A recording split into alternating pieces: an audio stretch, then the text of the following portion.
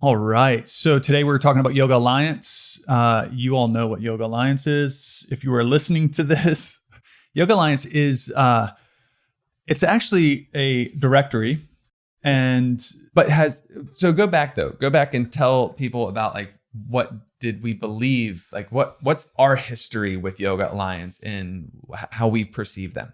So we believed back in the past that Yoga Alliance was a certifying body, and so we thought that in order to do teacher trainings, in order to be this level of a teacher, in order to be actually a teacher, a yoga teacher, any teacher, you had to be registered through Yoga Alliance, and it's one of the biggest false beliefs. It is a false belief. It's a huge false belief in the yoga community, because so many people, so many teachers out there think that in order to be a certified yoga teacher, you need to be registered through Yoga Alliance. And then take it a step up. In order to have a teacher training, if you're a studio owner or not maybe, but you're a teacher and you want to start doing teacher trainings, you want to start developing teachers, you have to be registered through Yoga Alliance. This is one of the biggest beliefs that is not true, one of the biggest false beliefs in the yoga community. And tell me why, Chris. Because they're a registry, like a directory. So what does that mean? What does it mean? It means that they have created a congregating place online that if you meet these requirements, meaning, so they've created an outline of what a teacher training program needs to have inside of it, right? These rules that if you have a teacher training program and you want to be registered as a yoga school with Yoga Alliance, your teacher training program has to have X number of hours of teaching, X number of hours of philosophy, X number of hours of yada, yada, yada, all the way through. And when you submit the application to become a registered yoga school and you show them the syllabus, you show them all the hours and they tally it all up, they say, okay, stamp, you are now a registered yoga school. What does that mean? That means that anyone who then goes through your teacher training program has the ability to register with them to become a registered yoga teacher, meaning behind their name, they can put RYT. What does that do for them? So let me take it one step further. What this means is you get to have your name, if you're a teacher and you register as a teacher through Yoga Alliance, you get to have your name on their directory. That is it. If you're a school and you register through Yoga Alliance, you get to have your school name on their directory. That is it. Now there's bonuses and perks and you get discounts, blah, blah, blah, blah, blah. But partnering members of businesses and all that stuff. They are not a certifying body. It feels like they are, because to be a part of it, you have to meet your school has to meet the requirements that they set. So, and what they're trying to do, and I get it, and it works in some ways, but it can be a hindrance to the success of your business in other ways. What they've tried to do is create a standard that everyone abides by, so that the yoga teacher world isn't just the Wild West of like these kind of, yoga fit weekend certifications where someone's had like all of 10 hours and they can call themselves a certified yoga teacher. Right. So what they're trying to do is up the level of expertise and professionalism within the community. And so I get it. I'm like, right on. That's great. But so just recently, and one of the reasons we're talking about it is this past year, 2019, they unveiled these new requirements of what it means for you and what is required of you to be able to keep delivering your teacher training. And what they've said is now you have to have the advanced teacher training. So you have to have 500 hours as within a registered yoga school teacher training program to be able to then offer your own teacher training. And so it just made it way harder for people, because you have to now spend another $2,000, $3,000, $4,000 to become that next level so that you can then provide teacher training programs. Now, back in the day, we thought that this is the other reason we're talking about it, is we thought we had to do it, like John said. So we went through the whole process. So right now, like just full disclosure, we are a registered yoga school. We are registered yoga teachers, RYT 500. I don't know what that means, but like, I know what it means as far as like Yoga Alliance, but my point is slightly a tangent, it doesn't really mean anything to studios. I mean, we've graduated over 1,000 people. We've been doing teacher trainings for 11 years now. And not one student of ours who has either registered with Yoga Alliance or not registered with Yoga Alliance has been denied a teaching opportunity because they were or were not. I have never gone on to Yoga Alliance's website to see what teachers are out there, what programs are out there. And it has not affected me in any beneficial way to be a part of the registry. No one has come to us and said, I found you on Yoga Alliance's website. That's why I'm coming to your studio. Or I'm coming to your teacher training program. So the value of it, as far as yes, it has helped elevate the professionalism in our industry. But what we're saying, where we land on this right now, is that with these new requirements, it's going to be, if you believe that you have to be registered with Yoga Alliance, it's going to hinder your effectiveness and your ability to run a really good yoga school, yoga studio. Potentially, right? And why is that, John? Because it may deter somebody. Deter. Unless they're actually driving to you and then they do a detour. Yes. Otherwise, it's going to. Well, that actually works too. It could detour. It actually works. It could deter. It could deter somebody from doing a teacher training. Now, from providing a teacher training, from creating one, right? Yes, from creating one. And what I mean by that is, if you have a studio, and I think we'll get into this because this is really the big takeaway from this episode, is that if you own a yoga studio and you're hiring people from all over the place, what you get as far as classes and as far as what students are getting as they come in and practice at your studio is potentially all over the place. Meaning you don't have a foundation, a system that students can get traction with, right? That they can build a practice and really make a difference. Meaning, so you hire somebody that took an Ashtanga training, then you hire somebody that took a Jivamukta training, then you hire somebody that took an Iyengar training, right? All these different styles. And then people coming in, they gravitate towards the Iyengar teacher and they love that class. But then that person gets sick and they have to call it in. And so they get a sub. And the Jivamukti teacher subs out the Iyengar class and they don't know how to teach Iyengar. And so they teach whatever they can teach. And the experience for the students is not the same. Or worse, maybe that teacher decides to leave. All of a sudden, they take everybody that loved that class with them out the door because no one else teaches that Iyengar class. Right? This puts your studio at risk.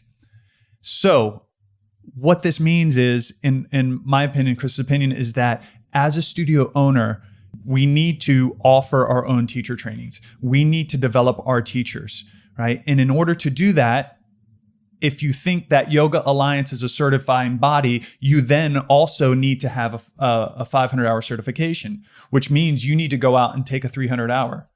All 300 hours are not built the same, right? So some of them are teaching a multitude of different things. I'm going to do chair yoga and this yoga and geriatric yoga and this and this and this, and they're not actually teaching how to do a teacher training, right? So in our opinion, Yoga Alliance is doing a disservice to studio owners.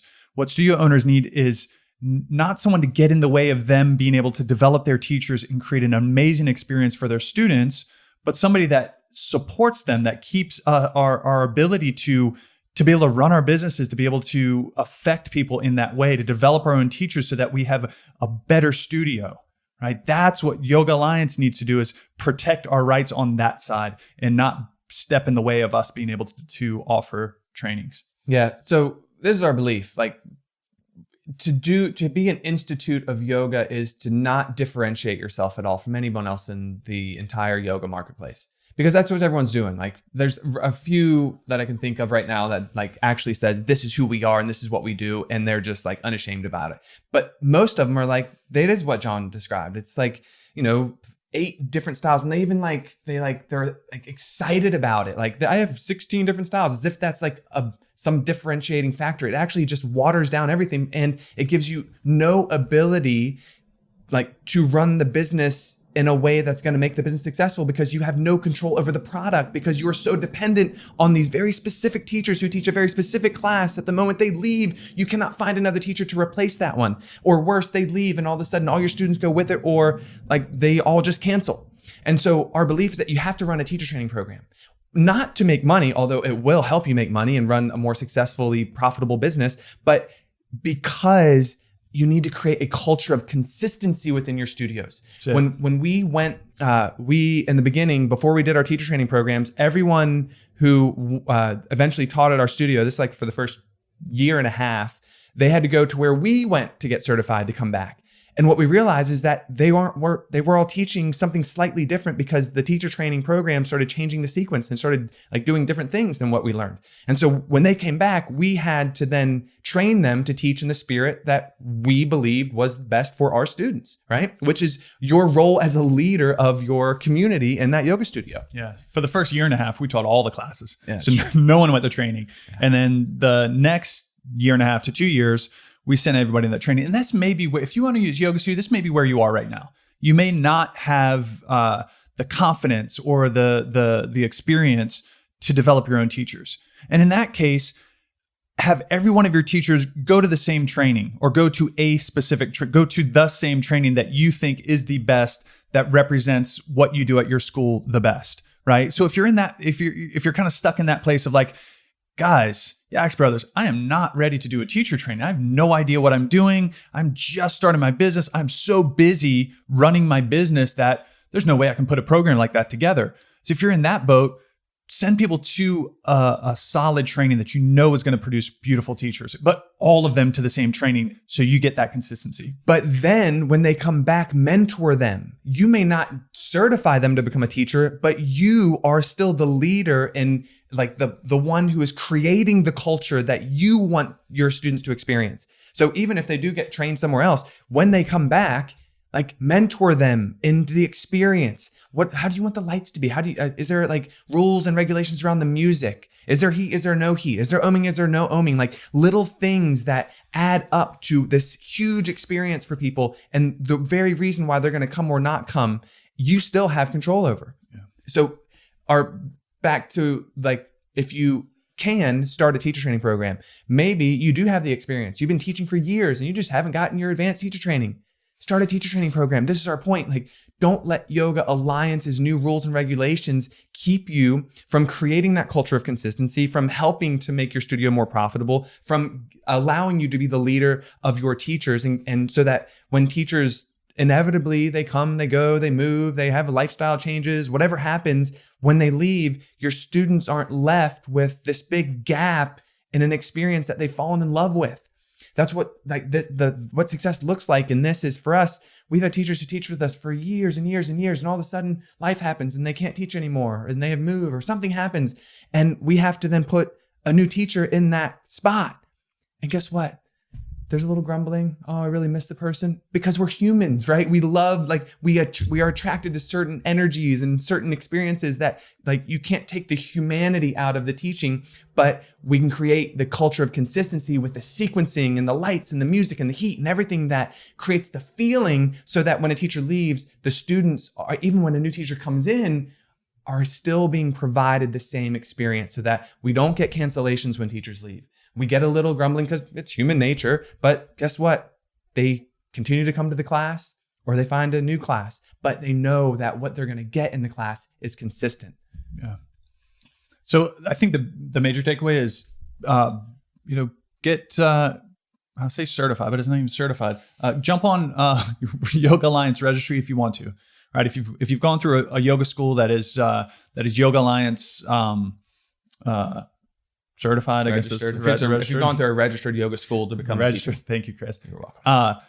And if you do have your 500 hour and you want to go through Yoga Alliance, but you absolutely can. But the main point that we're making is, do not let Yoga Alliance dictate the success of your business. You cannot, right? Because as we go, it's going to come up with more rules and more rules and more rules and more regulations and more things to be on their directory. And that is it, right? To have your name or your school on their directory. And let me say this too. It's kind of a sidebar, but it's important. if you don't own a yoga studio, but you're a yoga teacher and you're going through a program that's not registered, or if it is registered, that is not going to dictate your success or failure in this field. No one that I've ever talked to has ever even been asked, are you registered with Yoga Alliance? What happens if, hey, can I audition? I'd love to teach with you. Well, does the vibe feel right? Everything good? Availability, all that stuff line up? Okay, guess what? Let me give you an audition. The proof if you're a good teacher is in how you teach, not in the letters behind your name. So like if you have a teacher training program, then, and you're not registered with Yoga Alliance, just do the work to make it the best experience ever for people. And if you do have registered Yoga Alliance school, then continue. Like right now, we're continuing. We did all the work. Okay, fine, let's do it. We did all the work in the past because we thought we had to. We thought we had to. We thought they were the certifying body. And as of recently, in the last year or two, we realized that is not the case. And so don't let yourself get forced into making decisions based off that, right? Make the decisions based off your success and the success of your students. And that is the takeaway. Yeah. So thanks for listening, everybody. Have a wonderful day. Remember, do the work, honor the struggle, and make the world a better place. And we will catch you on the next one. Peace. Yes. Thanks so much for listening to Yoga Entrepreneur Secrets. Do you have a question that you'd like us to answer raw and uncut on the podcast? If you want your questions answered, all you need to do is head over to Apple Podcasts and do 3 simple things. 1, rate and review, telling us what you think of the podcast. 2, in that review, ask anything you want related to yoga. And 3, if you want a shout out, leave your Instagram handle or name. And that's it. Then listen in to hear your question answered live, raw, and uncut. Join us next time on Yoga Entrepreneur Secrets Podcast.